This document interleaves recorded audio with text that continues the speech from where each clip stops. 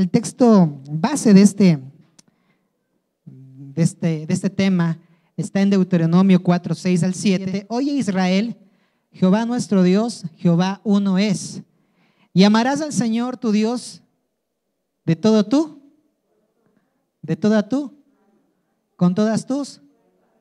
Y estas palabras que yo te mando hoy estarán sobre tú y las repetirás a tus y hablarás de ellas estando en, muy bien, y andando por él y al y cuando, muy bien, muchos verbos en este pasaje, ¿no? Muchos verbos y muchas recomendaciones que nos da la escritura, y que vamos hoy a estar estudiando este pasaje y lo que es lo que Dios nos quiere decir para nosotros. Quiero contarles un poquito del contexto en el que se desarrolla este pasaje. El libro de Deuteronomio es un libro que significa segunda ley, y le escribe Moisés a una generación diferente a la que había ya vivido la historia de liberación de Israel de Egipto. Les cuento un poquito cómo pasó esto, de cómo Dios se mostró con sus maravillas para liberar al pueblo de la opresión y de la esclavitud que estaba en Egipto, y utilizó una persona en especial que era Moisés. Él obedeció a Dios y fue enviado para que pueda libertar al pueblo de la esclavitud. Y esta generación salió y vio muchos milagros y muchos prodigios de parte de Dios. Esta generación que fue liberada de Egipto pudo ver o palpar directamente lo que Dios hizo a través de las 10 plagas. Sí, la Biblia dice que Dios envió 10 plagas para poder que no se endurezca el corazón del faraón y que él pueda liberarles a su pueblo, pero el faraón no quería hacerlo. Entonces el pueblo vio como 10 plagas azotaron la región de Egipto, y a los judíos no les afectó mucho. Estos judíos vieron cómo el mar Rojo se abrió para que ellos puedan pasar por tierra seca y así salvarse de la matanza que quería el faraón hacer con el pueblo israelita.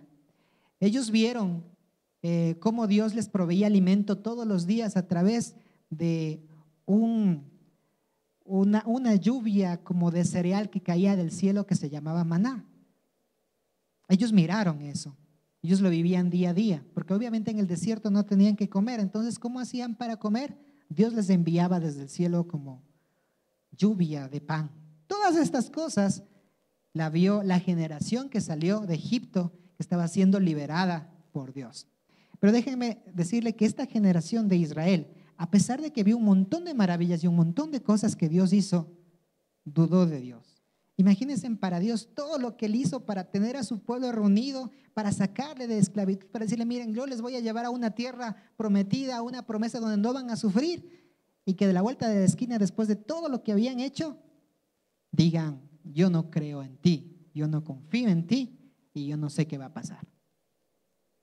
Es como para rascarse la cabeza y decir: ¿qué les pasa? O sea, bueno, el punto es que esta generación que vivió todas estas promesas de Dios, que vivió todas estas maravillas, que contempló todos estos milagros, no creyó en Dios. Y Dios dijo: ok, entonces si ustedes no creen en mí, entonces yo no voy a darles lo que les prometí.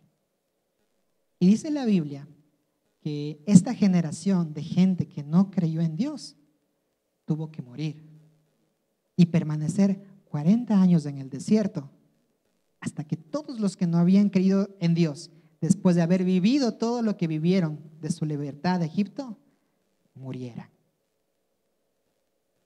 Y por eso Moisés escribe Deuteronomio, que es la segunda ley para una nueva generación que no había visto todo lo que vio la anterior generación, que ya había muerto. Una nueva generación, los hijos de esta gente incrédula, ellos crecieron y ellos eran los que iban a heredar la tierra prometida. Y Moisés escribe este libro, y Moisés da un discurso a toda esta gente para nuevamente recordarles qué es lo que Dios quería de esta generación antes de que ellos entren y conquisten la tierra prometida. ¿Estamos? ¿Me están siguiendo? Entonces, cuando nosotros leemos el libro de Deuteronomio, si ustedes leen en su casa todo el libro, Es como, si ustedes lo comparan entre Deuteronomio y Éxodo, van a tener muchas cosas muy parecidas. En Éxodo están los 10 mandamientos, en Deuteronomio también. En Éxodo están las bendiciones y las maldiciones, en Deuteronomio también. ¿Por qué? Porque Deuteronomio era la repetición de todo lo que Dios les había dicho a la primera generación que no obedeció, que no creía en Dios y que murió en el desierto, frente a todo lo que Dios les volvía a decir a la siguiente generación, para que puedan ellos cumplir su palabra y puedan vivir y disfrutar de la tierra prometida. ¿Estamos?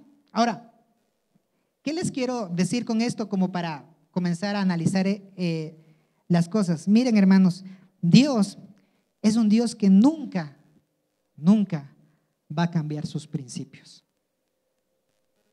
Por más que el mundo cambie, por más que la tecnología cambie, por más que ahora hayan unos pensamientos más liberales y progresistas, como se dice, por más que haya un montón de cosas, por más que ahora los hombres sean de otra forma y las mujeres sean de otra forma, hay algo que nunca va a cambiar y son los principios de Dios.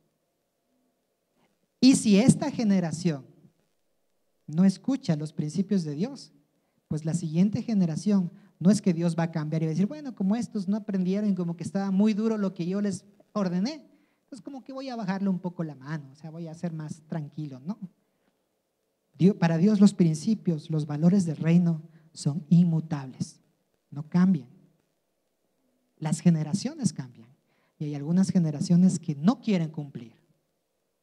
Pero cuando esa generación muere y viene la siguiente, Dios va a decir y a seguir diciendo los mismos principios. Él no va a cambiar, no va a cambiar, porque sus principios y sus valores son eternos. Pero Moisés vivió 3 etapas diferentes en su vida con 3 generaciones diferentes. Y si ustedes leen la Biblia, es verdad. La primera generación, cuando Moisés estaba en Egipto, había una generación de gente que estaba siendo esclavizada por Egipto. En la segunda etapa de los 40 años en el desierto, Moisés se olvidó de todo. Dijo, ya, que se mueran los judíos. Yo estoy aquí tranquilo con mis ovejitas, con mi esposa, no pasa nada. Pero después Dios le llama y dice, anda a sacar la generación que está en Egipto. 120 años vivió Moisés, 3 generaciones. Y saben una cosa, nunca cambiaron los principios de Dios durante todo ese tiempo que Moisés vivió. Ok, hasta ahí estamos bien. Yo les quiero contar una anécdota que leí mientras estaba preparando este pasaje porque me parece muy importante ver un poco cómo ven las culturas diferentes. Ustedes han oído hablar de los reyes de Inglaterra. La reina Elizabeth, que es una de las reinas más longevas que existe en el mundo. En Inglaterra todavía se maneja bajo un reinado. La reina es literalmente la que gobierna todo. A pesar de que ellos tienen un primer ministro o presidente, ellos no manejan el gobierno. Los que manejan el gobierno son los reyes de Inglaterra. Los reyes, los príncipes y toda esta corte real. Y ustedes dicen, pero ¿por qué se ha mantenido todo este reinado en medio de lo que nosotros decimos la famosa democracia, en medio de la famosa forma de que el pueblo gobierne? ¿Por qué este pueblo o esta nación se ha mantenido con reyes y reinas? Y algunos dicen, bueno, es algo arcaico, ahora ya no debería haber eso y todo lo demás. Y pueden tener razón. Pero saben que una de las razones por la que esta monarquía se mantiene en Inglaterra es por el tipo de enseñanza que les dan. Yo estaba investigando y, por ejemplo, la reina Elizabeth, los príncipes, el príncipe Guillermo y todos sus hijos que son también príncipes, ellos son unas personas de una familia muy, muy, muy cerrada. Ahí no puede entrar cualquiera a dar su opinión. Ellos tienen desde la monarquía que se estableció en Inglaterra más o menos en el siglo XV, o sea, ya tienen como 5 siglos de monarquía. Ellos han manejado su monarquía como ellos han creído desde hace 5 siglos. Y nadie se ha metido para opinar sobre lo que pueden o no pueden hacer. Ellos siguen haciéndolo a pesar de que quizás Estados Unidos dice, no, pero eso ya no deberían manejarnos, de que Francia dice, nosotros ya somos revolucionarios hace más de 200 años, a pesar de que Rusia dice, pero el comunismo es lo mejor, a pesar de que todas las otras formas de gobierno les digan lo que les digan, ¿saben qué? Los ingleses han dicho, a mí qué me importa, yo voy a seguir manejando mi país, mi gente, como lo hemos hecho hace 5 siglos. Y claro, uno desde fuera puede decir, qué mal, ¿no?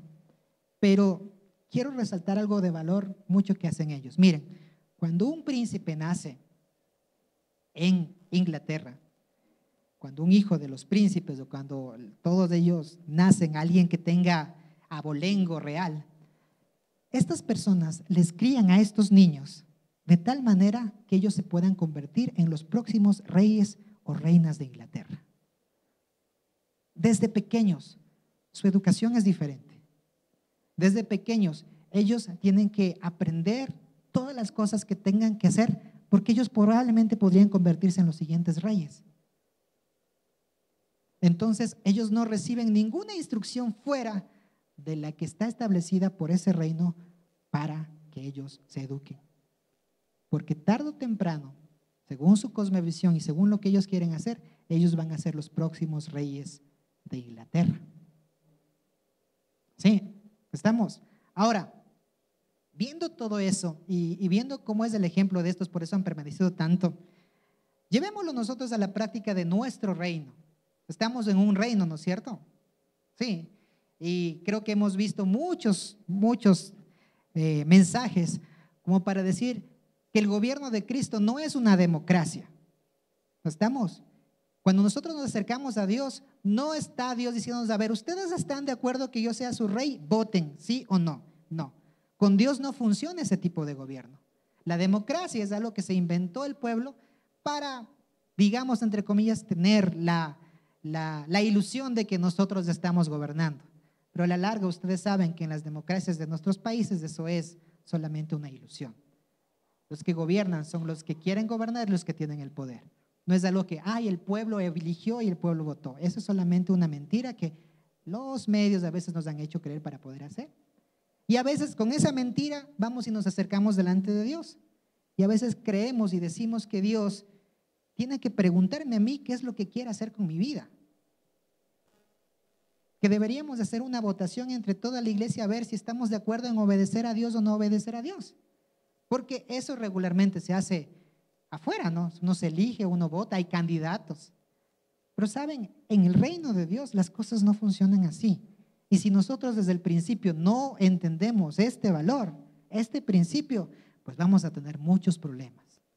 Porque en el reino de Dios, ¿quién es el rey? ¿Quién es el rey? ¿Quién pone las reglas?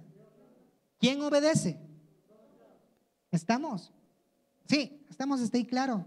Entonces, imagínense, pongamos este nuevo elemento de los reyes ingleses. Cuando un príncipe nace, cuando un hijo de un príncipe nace, ellos le blindan y dicen, ok, nació fulanito, vamos a ponerle a Fernando I, ¿ya? Nació Fernando I, príncipe de York. Nació, está tan lindo este guagua. Y yo quiero que este sea el próximo rey de Inglaterra. Entonces, voy a ponerle a estudiar todas las leyes y todos los preceptos de los reyes de Inglaterra. ¿Dónde voy a ponerle a estudiar? ¿En la escuela pública? No. ¿Qué también enseñarán ahí? No. ¿Dónde les voy a poner? Voy a ponerles a estudiar, no sé, en Francia. No, ¿qué va si los franceses dejaron esto hace mucho tiempo? No. ¿Dónde van a estudiar? En el palacio. Okay, entonces, en el palacio, Fernando I va a estudiar y va a estar ahí concentrado. ¿Y qué le voy a poner? Voy a ponerle profesores. Y estos profesores, a ver, venga profesor por acá. Ok, usted tiene que enseñarle esto y esto a mi príncipe.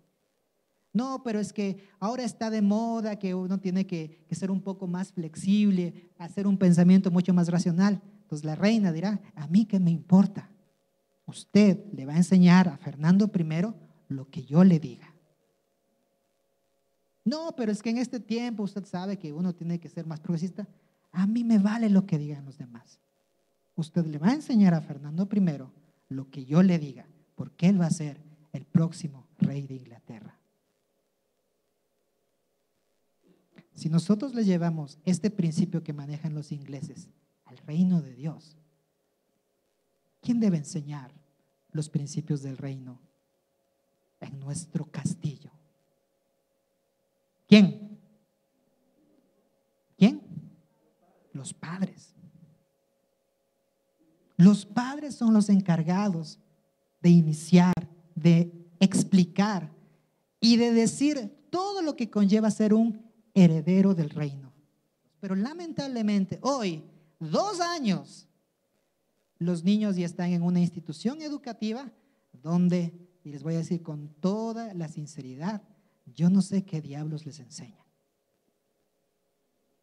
Porque el hecho de que usted vaya y pregunte al principio de año qué le enseñan, no le da todo el sentido, ni toda la forma de saber qué es lo que le está diciendo su profesora, la directora, la teacher, la tía, como quiera que le llamen, los otros niñitos. Usted no sabe qué está recibiendo su hijo, porque lamentablemente hemos delegado lo que le corresponde a los padres a instituciones.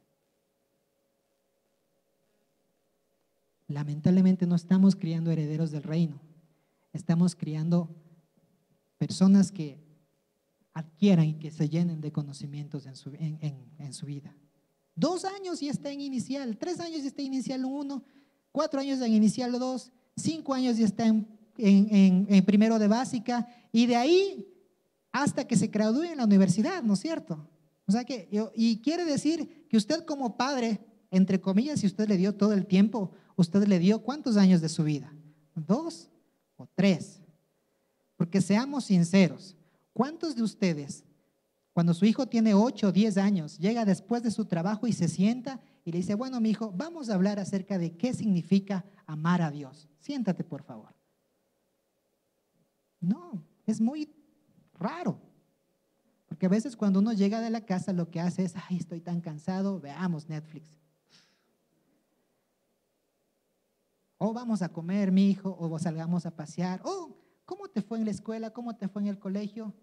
Y se acabó. Sí, como les digo, no sé cómo vivan, solamente estoy dando las generalidades que pasan en el mundo. Lamentablemente, mis queridos amigos y hermanos, nosotros como padres cristianos no estamos dejando una heredad clara a nuestros hijos de lo que ellos tienen que hacer, porque hemos delegado esa responsabilidad a otras instituciones. A veces delegamos la autoridad de enseñarles acerca de la fe. ¿Saben a quiénes? A la iglesia. Porque el único momento donde sus hijos oyen de Biblia, oyen de oración, oyen de Dios es cuando le trae los domingos acá. Y creemos que eso es todo lo que ellos tienen que saber acerca de Dios. Miren, voy a regresarme acá. Deuteronomio 4, 6, 7. En esos 3 versículos está 4 principios que nuestros hijos deberían saber. La primera frase dice, oye Israel, Jehová nuestro Dios, Jehová uno es. Primer principio, reconocer al. ¿Dónde aprende eso nuestro hijo? En casa. Si yo en casa ando metido en cualquier cosa y tengo un montón de dioses y creo en cualquier cosa, déjenme decirles que el día de mañana, cuando sus hijos se enfrenten a esta pregunta de fe, ¿en quién creen? Van a rascarse la cabeza y van a decir, chúticas, ¿en quién creo? Otra cosa más que dice, y amarás a Jehová tu Dios con todo, con todas. Segundo principio que debemos decirle a nuestros hijos es que Dios sea la prioridad en la vida. ¿Cómo usted enseña esto cuando en su vida usted ama al Señor con todo su corazón, con toda su alma, con todas sus fuerzas? No hay otra forma de enseñar eso. Tercero, y estas palabras que yo te mando hoy estarán. ¿Dónde se aprende Biblia? ¿En la iglesia? En la casa.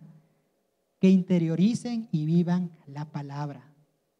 Y la última parte de este pasaje está: y repetirás a tus hijos y hablarás de ellas estando en tu casa, andando por el camino, al acostarte y cuando te levantes. ¿Cuándo debemos enseñar a nuestros hijos? Todo momento y a toda hora. Como les dije, lamentablemente esta generación, o la generación de la que precedemos, lamentablemente ha querido enseñarnos acerca de la fe y de los principios del reino a control remoto. Los domingos cuando vas a la iglesia. Y si usted tiene niños pequeños y cree que la única, o sea, que es suficiente enseñarles de Dios cuando vienen a la iglesia y ya les hacen pintar o les hacen aprender versículos de la Biblia, miren, mis queridos amigos, eso no es suficiente, porque ustedes tienen que hablarle, como dice la palabra, cuando te acuestes, cuando te levantes, cuando vayas por el camino, cuando estés en el trabajo, cuando estés en la casa. Todo lo que usted hable debe ser de los principios del reino, si quieren que sus hijos sean los próximos herederos. Pero si no, hable de cualquier cosa y ellos se van a acordar de esa cualquier cosa. Ahora, ¿cómo hacemos todo esto? Porque muchas veces decimos, ok, está bien, los principios son muy fuertes, pero ¿cómo hacemos todo eso? Quiero darles 2 pautas importantes y muy prácticas para que puedan hacer. Primero, usted tiene que enseñarles a sus hijos una cosmovisión bíblica. Usted dice, ¿y esto con qué se come? ¿Qué es una cosmovisión? Les digo rapidito. La cosmovisión es cómo usted ve el mundo. Y cada uno de los que estamos aquí tenemos cosmovisiones diferentes. Vemos el mundo de una manera muy en particular. Porque la cosmovisión está determinada por lo que hemos vivido, por lo que nos han enseñado, por lo que han puesto en nuestra cabeza y por lo que todas las cosas nos están viviendo. Cada uno de nosotros tenemos una cosmovisión diferente. Les voy a poner un ejemplo. Si en su casa usted era el hermano mayor, hombre, y que su mamá y su papá le decían, los hombres no entran a la cocina. Su cosmovisión es machista por naturaleza. ¿Así? Porque usted dice, no, esas cosas son para mujeres. ¿Quién le enseñó eso?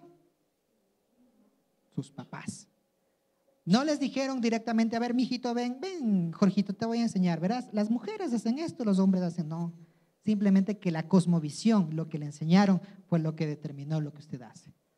Entonces, si nosotros queremos cambiar la forma como este mundo está influyendo a los hijos, lo primero que tenemos que hacer es que ellos puedan tener una cosmovisión bíblica del mundo. ¿Y sabe cómo se logra eso? Conversando con los hijos. ¿Cuántos tienen hijos menores de 5 años aquí? Levanten su manito. Ok, bajen su mano. Menores de 10. Muy bien, otra vez. Menores de 15. Estamos muy bien. Ok, vamos primero con los más grandotes, ya, los menores de 15. ¿Usted se ha sentado alguna vez con su hijo y le ha preguntado cómo ve el mundo? O sea, y no esas preguntas así como, oye, mi hijo, ¿cómo ves el mundo? Bien. No, no de esas preguntas. Sino de esas preguntas como, oye, ¿qué opinas de esto de los gays? De los homosexuales. A los más grandes de 15 para abajo. Se ha sentado a preguntarles. Saben, lamentablemente a veces de esos temas ni se topan en la casa. Porque qué vergüenza, ¿cómo voy a estar hablando de gay? Pues mi hijo vaya a hacerse alguna de esas cosas. No, aquí no se habla de eso. Le ha preguntado a su hijo menor de 15 años, ¿qué pasaría si es mujer, si se quedara embarazada? ¿De qué opina de las relaciones sexuales antes del matrimonio? ¿Qué opina del aborto? La cosmovisión es la forma como sus hijos ven el mundo. Y muchas veces, si usted no le hace esas preguntas, probablemente se lleve muchas sorpresas cuando sean grandes y resulte que creen una cosa totalmente diferente. Porque desde pequeños, y aquí va para los menores de 5 y menores de 10, nunca hablamos de estas cosas con los hijos. ¿Qué piensan sus hijos de Dios? Es muy importante que ellos puedan saber y que usted pueda saber qué piensan de ellos. A veces nosotros le pintamos a Dios como el ser más malvado que está esperando que yo peque para caerme con castigo. Y a veces eso es lo que piensan los hijos, porque lamentablemente eso les han enseñado, o eso les enseñamos, porque les decimos cuando se portan mal, Diosito te va a castigar. Así les decimos, ¿no es cierto? Entonces, si le pasamos diciendo toda la vida a los guaguas de 3, de 4 años, Diosito te va a castigar, cuando lleguen a grande, ¿qué creen que va a pensar de Dios? Que Diosito le va a castigar, pues porque Dios es malo, solo pasa castigando y latigando a aquellos que se portan mal. Es importante que usted tenga una cosmovisión bíblica acerca de quién es Dios y que le enseñe a sus hijos que Dios es soberano, que Dios es grande, que Dios es misericordioso, que Dios es perdonador, que Cristo murió en la cruz del Calvario. ¿Alguna vez a las personas que tienen entre 5 y 10 años, usted le ha preguntado o le ha dicho acerca de que él es un pecador y que necesita de Dios? ¿O es muy fuerte decir, oye, tú eres un pecador? ¿Cuándo le va a decir? Cuando ya peque, cuando ya meta las de andar. ¿Cuándo le va a decir a su hijo que es un pecador y que necesita de Jesús? Eso es tener una cosmovisión bíblica y hablar de nuestros hijos de estas cosas, porque ellos son los herederos del reino. No podernos quedarnos callados. Porque sabe una cosa, si usted se calla en su casa, en su escuela o en su colegio, le van a decir un montón de cosas que luego él se va a convencer. Como una de las que está de moda, Dios no existe. Dios no existe, todo eso te inventas tú para que… O sea, los que no piensan se inventan a Dios. Eso es lo que dicen en el colegio. Las personas racionales no creen en Dios. Eso es lo que dicen en el colegio. ¿Cómo usted contrarresta esto? Enseñándole una cosmovisión bíblica. ¿Qué piensan los hijos, sus hijos de sí mismos? Eso también tienen que enseñarles qué piensan de sí mismos. Cantamos hace un momento una canción que cuando yo la oí me llenó mucho del corazón, que decía que nosotros somos escogidos, perdonados, que somos los hijos de Dios, porque Él está con nosotros, a nuestro lado, y porque somos los hijos de Dios. Somos hijos de Dios y usted tiene que decirle a su hijo y enseñarle que Él es un hijo de Dios, una persona escogida, una persona transformada, una persona que tiene un legado y tiene un propósito en este mundo.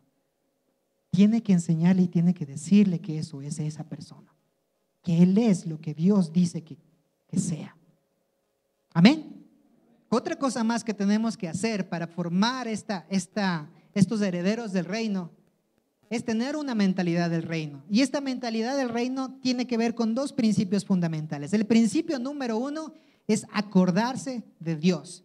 Miren, los israelitas habían salido de la esclavitud de Egipto y ellos habían visto un montón de maravillas. Y su tarea era contarle a sus generaciones todo lo que Dios había hecho. La única forma de que sus hijos recuerden y amen a Dios y su provisión es cuando ustedes le cuenten qué es lo que Dios ha hecho por usted. Y si usted me dice, es que Dios no ha hecho nada por mí, chúticas, pues eso es lo mismo que sus hijos van a pensar. Porque para mí Dios ha hecho todo, desde el hecho que esté aquí parado, que tenga 2 brazos y 2 piernas y que pueda hablar. Desde eso tan simple, Dios ya ha hecho algo por mí. Y cuando usted enseña a sus hijos que lo que es, lo que tiene, lo que hace, lo que vive, es por Dios, y tiene que recordarles, sus hijos van a poder acordarse de Dios. Todo lo que haga, todo lo que viva, todo lo que siente, tiene que transmitir a sus hijos. Al día que una oración fue contestada, transmítele a sus hijos, mira, estábamos orando para que papá tenga trabajo y adivina qué, Dios proveyó un trabajo. Estábamos orando para que la mamá se sane y adivina qué, Dios le sanó. Estábamos orando para que Dios nos permita tener los recursos para meterte en el colegio, en la escuela, en la universidad y adivina qué, Dios lo hizo. Tenemos que acordarnos de Dios y decirles a nuestros hijos todo lo que Dios hace por nosotros. Y si en su mente es, Dios no ha hecho nada por mí, pues lamentablemente sus hijos van a creer exactamente lo mismo que usted cree. Y como le digo, el hecho de que esté yo aquí parado, tenga 2 pies, 2 manos y tenga una esposa, es motivo suficiente para decirle, mi hijo, Dios me dio una linda esposa y Dios me dio a ti. Y eso es suficiente. ¿Saben? Si ustedes leen todo el capítulo 6 del libro de Deuteronomio en su casa, hay algo que Moisés les recuerda a los israelitas y que les dice: miren, cuando entren y posean la tierra, no se olviden de Dios y no se olviden de dónde salieron. Porque saben, lamentablemente cuando nosotros comenzamos a recibir provisión de Dios, a veces pasa que la provisión es mucho más grande que el proveedor. Yo conozco a muchas personas que oraban por un trabajo, que oraban por una sanidad, que oraban por algo que Dios les dé, Dios les concedió y se alejaron de Dios. Porque ellos vieron a su provisión más grande que a su proveedor. Y la otra forma de tener una mentalidad del reino es temerle a Dios. Y sabe, esto me llenó mucho el corazón y me desafió mucho, porque una de las cosas que ven los hijos es qué tan en serio yo le tomo a Dios. Qué tan en serio yo le tomo a Dios. Y a veces me duele que muchas veces la gente no le toma en serio a Dios. Aquí mismo en nuestra iglesia. A veces hacemos promesas que vamos a hacer esto, que vamos a hacer este otro, y a la vuelta de la esquina decimos: ya pasó, ya salí del problema, ya estoy más tranquilo, entonces ahí queda Dios. Tómele a Dios en serio. Y sabe que, y no lo digo por los líderes o por el pastor o por la gente no lo digo por nosotros, lo digo por sus hijos, porque sus hijos están mirando si usted le toma o no le toma en serio a Dios. Con sus promesas, con sus actitudes, con las formas como usted vive, usted determina si le toma o no le toma en serio a Dios. Y como digo, los afectados no somos nosotros, porque como quiera salimos.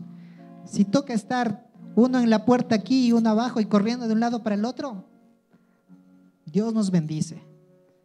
Pero el problema es que sus hijos van a mirar y van a decir: mi papá siempre pasaba adelante, lloraba y seguía siendo igual. Mi papá decía que ahora sí va a diezmar y va a estar ahí. Un día diezmaba y después se olvidaba y le criticaba al pastor y no le tomaba en serio a Dios. La mentalidad del reino con estos dos principios cambia en nuestros hijos. Cuando nosotros nos acordamos de Dios en todo y cuando nosotros le tememos a Dios y le tomamos en serio a Dios, nuestros hijos van a criarse con esa mentalidad de que realmente Dios es algo serio. ¿Qué implica para esto para nosotros? Número 1, los padres son los encargados de enseñar a sus hijos sobre los principios del reino, como si fueran los únicos cristianos que quedarán en el mundo. Miren, de ustedes, de nosotros depende qué tipo de cristianos vamos a tener en la siguiente generación. Porque esta generación, como dijo el pastor la semana pasada, es fruto de lo que nos enseñaron nuestros padres. Y lamentablemente no fue algo tan bueno. La pregunta es: ¿qué vamos a dejarles a nosotros, a nuestros hijos? Depende de nosotros como papás. ¿Qué es lo que queremos incluirles? ¿Qué es lo que podemos enseñarles? ¿Qué es lo que podemos nosotros dejarles como legado a nuestros herederos? Depende de nosotros. La próxima generación de gente que crea en Dios está determinada por los padres de esa generación, que somos nosotros. Número 2, nuestros hijos deben saber que la provisión viene de Dios y que es fruto de la obediencia. Y eso lo demostramos cuando le damos a Dios lo que le corresponde. Miren, hermanos, es fácil decir que Dios puede bendecirnos, que Dios puede prosperarnos, que ora y Dios te va a dar, que ora y vas a ver cómo Dios te bendice. Es fácil decir eso. Lo difícil es vivirlo. Y lo difícil es decirles a nuestros hijos: mira, yo creo, yo confío en Dios y Dios es mi proveedor, porque le voy a dar a Dios lo que le corresponde. Y estoy hablando de diezmos, de ofrendas. Número 3, si nosotros no le tomamos en serio a Dios, nuestros hijos tampoco lo harán. Nuestras promesas cumplidas y nuestros testimonios son el mejor sermón que podemos dar. Porque cuando uno hace una promesa a Dios, tiene que cumplirla. Ese es el mejor sermón que uno como padre puede darle a sus hijos. La sociedad que vivimos hoy es producto de padres que se olvidaron de dejar un legado basado en los principios del reino. De nosotros depende de que la próxima generación no se olvide de Dios. Miren, hay un grupo de personas que se llaman millennials, que son fruto de un montón de investigaciones. Los más críticos dicen que los millennials es una generación perdida, porque sus padres les dejaron hacer lo que querían. Y en parte yo considero que tienen razón. Claro, si es que un millennial se encuentra con Dios y regresa a Dios, Dios cambia la situación. Pero en general, esta generación de los millennials es una generación que está perdida. Les cuento un poco cómo son los millennials, ¿no? Los millennials son hijos de padres que les dieron todo, que les dieron educación, que les dieron cosas, padres que les cuidaban al 100%. Como dijo la semana pasada el pastor, son hijos incontrolables, que creían que todo es fácil. Como sus papás le daban todo, piensan que todo es fácil. Y esta generación no le gusta trabajar porque se resienten cuando les hablan, porque no les gusta que les vean mal. Y vemos un montón de chicos entre 25 y 40 años que todavía viven en sus casas, que no quieren casarse, que no quieren trabajar, que no quieren emprender. Pero saben, el problema no es de ellos, el problema es de sus papás, que les enseñaron a ser así. Es una generación perdida, es una generación vaga, es una generación que no cree en Dios, es una generación que vive por los sentidos, es una generación que no ama el compromiso, por ende no ama el matrimonio, no ama la institución dada por Dios. ¿Por qué? Porque sus padres les enseñaron a hacer eso.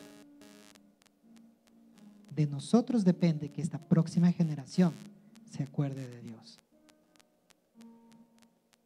De usted depende que sus hijos se acuerden de Dios. Quiero dejarles esta frase para terminar. Nuestros hijos no buscan padres perfectos, sino padres que tengan clara la dirección hacia dónde van, que sean coherentes entre lo que creen y lo que hacen y que les muestren amor con el tiempo que les dedican. Eso es lo que los hijos buscan. No quieren padres perfectos, que a veces pensamos que tenemos que ser perfectos para agradarles a nuestros hijos, pero no. Ellos simplemente quieren que sus padres sepan hacia dónde van, que no estén un día sí, un día no, un día en la iglesia, otro día no, un día cristiano, otro día mormón, otro día testigo de Jehová, otro día creo en las runas, otro día me voy al chamán, otro día esto. No, quieren algo claro, hacia dónde va y hacia dónde estoy. Quieren que sean coherentes entre lo que creen y lo que dicen. Yo creo en Dios, yo creo que hay que amar al prójimo, entonces lo demuestro. Yo creo que Dios es mi proveedor, entonces le doy lo que le corresponde. Yo creo en la iglesia, entonces asisto en la iglesia. Yo creo que hay que amar al prójimo y ayudar, entonces lo hago. Y como les dije hace un principio, sus hijos no quieren su plata, sus hijos quieren su tiempo. Deje de hacer plata y déles el tiempo que se merecen. Porque de que ellos se acuerden de Dios depende de cuánto tiempo le dedique usted a ellos. Nos encuentras por el sector Mall El Jardín, en la Alemania y República, frente al edificio Las Cámaras. Caminas unos pocos metros y verás nuestro rótulo. IBF, Familias Bendecidas.